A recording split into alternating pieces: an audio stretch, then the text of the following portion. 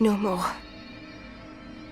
I won't hide any longer. I won't hide who I am. No more!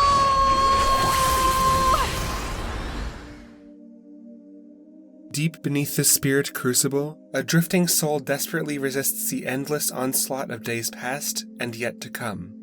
She is losing. Drained by Elpis' might, she lies precariously on the unsympathetic stone, as the boy she loves leaps into harm's way to protect her. Golden eyes are as reflections of their hearts, windows into a torrential inferno of twin suffering.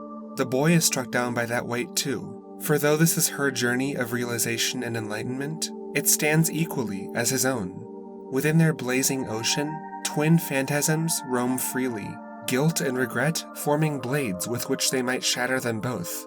The girl's continuous hesitation reaches out to deliver the first blow. The web of falsehoods spun to protect her heart, the second. Guilt and shame, responsibilities unnamed. Yet still, she cannot act. All was not as it seemed. The girl sees the scene before her as more than simply a struggle for survival, or a tribunal convened to the tune of her sins. Shadows that they'd turned away from close in.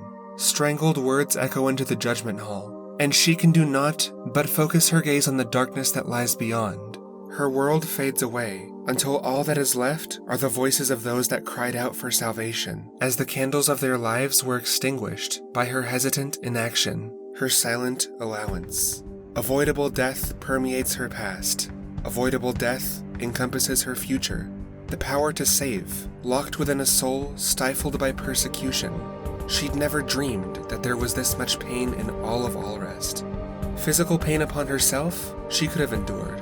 Even without her abilities, she'd always been a survivor, tearing each new day from the clutches of oppression, isolation illuminating the way of the world, the flow that compelled her conformity. None of them had prepared her for this. She asks herself, what is she doing here? And she knows the answer. She's doing what she's been conditioned to do. Be reserved, be ashamed, keep it to yourself, never show your true self to anyone. They'll hate you, they'll reject you, they will abandon you. Her heart is consumed when she needs her power the most, giving way to the acceptable identity, the regular Gormati girl. Now, eyes reflecting the imminent end of the boy whose affinity for unconditional acceptance has captured her heart and soul, she can't imagine how she could allow for more of the same, more of this nightmare. But there was a way out. She'd heard it only minutes before. She stops. Her agony evaporates. He was right. The answer was obvious. Simple, even. All she had to do was decide what she wanted. I am burdened no longer. Not by my past, not by Jin. I am finally free. This is Nia's decision. The destruction of the final wall, standing between her and acceptance of who she is. The dawn of a new morning spreads throughout Nia's sky. The dismantling of her illusion is full of warmth, a feeling of bliss that welcomes her with open arms. She looks inward with a fresh gaze full of optimism, to the shadow of a world that has controlled her thoughts and actions for so long, and doesn't flinch. Bold honesty places the burden locked away within the mask of that conformist self under a new spotlight, and as she looks upon the full weight of the creature haunting her soul, she simply breathes in the reality of the traumatic experiences it symbolizes. She breathes out her entire life, the onslaught that forced her to retreat into a shell of deception and deceit, the emotional solitude, the ostracization and discrimination of a tyrannical theocracy, the light and darkness of love and loss, the exhaustion and hopelessness of a life devoid of expressing who she was, an existence devoid of all meaning, Vandom and haze. Empty, Nia finds clarity. Scrubbed clean, truth shines through her. She is a blade. She is a flesh-eater. She has made irreversible mistakes, and she has strayed from the virtues of a healer. However, despite what Torna may think of her for what she's done, despite how it may feel like Allrest itself judges her as a threat to their culture, they cannot destroy her. She is supported in resisting oppression. These realities are not solved. They will need to be broken down one by one, but she will falter no longer. The figures of her past cannot control the flow of her future. The specter of her lost family cannot prevent her from saving the lives of those who can be saved. The path Jin chose to follow cannot dampen her hope for a brighter future, the potential to reshape the world into the harmonious place it ought to be. To the persecution she's experienced, she has but one response: no more. Nothing matters to her more in this moment than the comfortable acceptance of her little corner of the world, her support group, where she's met only by natural kindness, and a bond forged through the hardships they've all faced together, with optimism in their hearts. For Nia, this is where she belongs. This is where she can be herself. This is where she can embrace individuality and dependence. Surrounded by her family, she has accepted herself, finally, to be what Rex always believed her to be, simply who she is. I'm no longer afraid. This is who I am, Rex. What's the point in living if I have to hide? Thank you for helping me see. I love you, Rex. She approaches her chosen driver without hesitation, enveloped in the elegance of a blade freed from the shackles that bound her heart. Her true self, a perfect expression of the core of her being. Prominent blue ether coursing through her body. Multicolored core crystal distinct and clear, no longer under the illusion induced by societal pressure. Nia is distinct. She is a unique being, and her special nature is loved and accepted, even valued, among her friends, among her family. No more hiding, no more secrets between them. A declaration of love is made, devoid of expectation, characterized by her intentions. A pure, genuine feeling, extending out in complete honesty of all that she does. All she desires is to speak her mind, to be her true self, to express everything she is, regardless of its impact on their relationship. She loves Rex as an individual, and she loves Rex, her driver. A weapon is offered, a bond forged. Two become one, and an understanding has begun. But someone told me that I don't have to be afraid. My life has a purpose.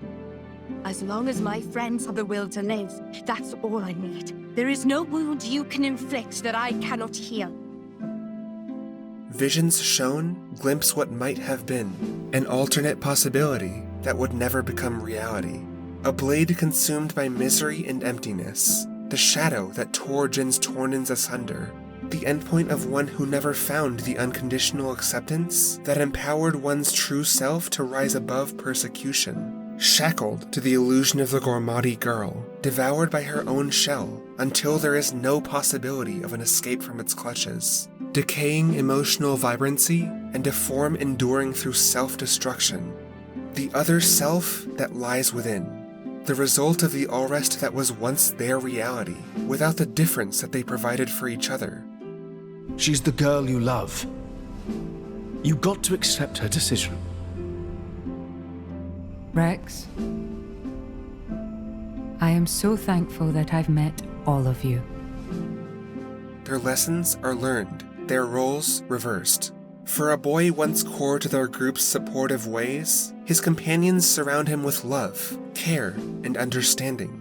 Nia locks eyes with Rex, communicating the grief that they all share, the burden that they shoulder in unison, as a family. And slowly, very slowly, she guides Rex to remember what it means to be the master driver, the inner strength to turn and face the nightmare head-on, the conviction necessary to accept the unacceptable, the truth of Numa's final wish, a storm weathered together.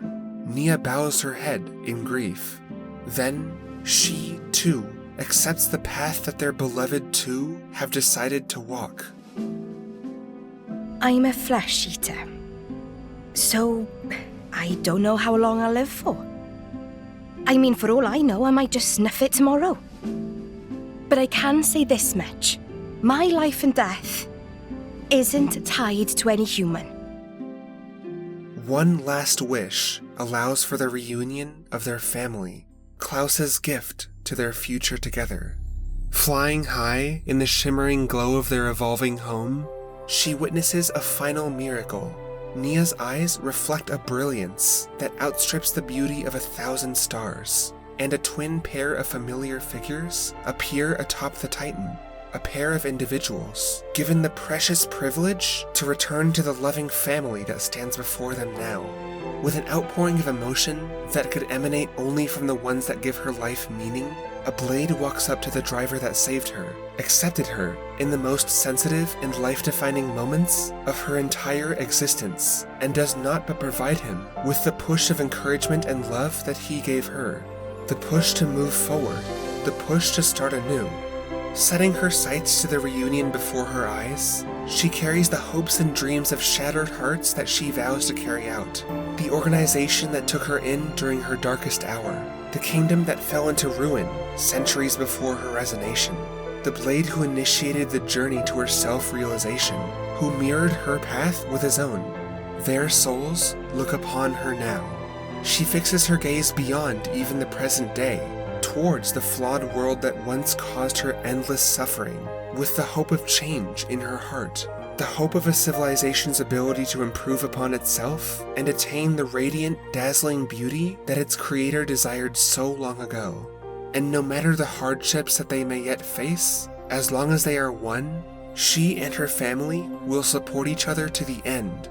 They will face their future, the future of an ever-changing, ever-flowing world, together.